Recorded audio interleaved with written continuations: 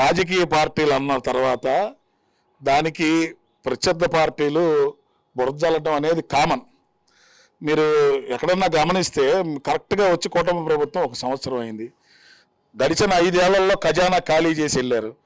చరిత్రలో ఎప్పుడూ లేని విధంగా దేవాదాయ శాఖ డబ్బులు కూడా వాడేసిన ఘనత, ఎంప్లాయీస్ డబ్బులు కూడా వాడేశాడు. ఇంకా కూటమి ప్రభుత్వం చంద్రబాబు నాయుడు గారు మాట మీద బేస్ చేసుకుని 1వ తారీఖు పెన్షన్లు ఇస్తున్నారు, అలాగే 1వ తారీఖున జీతాలు ఇస్తున్నారు. మొన్నే తల్లికి వందనం పడింది, గ్యాస్ సిలిండర్లు ఇస్తున్నారు. అవన్నీ కూడా జరుగుతాయి. కొద్దిగా టైం టేకింగ్. పరిస్థితులు, రాష్ట్ర పరిస్థితులు చూడాలి. ఒక పక్క 3 రాజధానుల పేరుతోటి ఏ జిల్లాని, ఏ రాజధానిని డెవలప్మెంట్ చేయకుండా చేశాడు.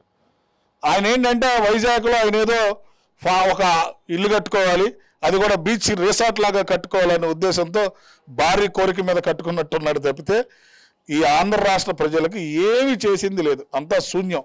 ఏముందండి, రకరకాలుగా బురద జల్లుతూ ఉంటారు. ఆ బురద జల్లే దాంట్లో వాస్తవం ఏంటి, వాస్తవం కాదేంటంటే అది ప్రజలకు తెలుసు. ఖచ్చితంగా సరైన సమయంలో ప్రజలు స్పందించారు, ఇంకా కూడా స్పందించడానికి సిద్ధంగా ఉన్నారు.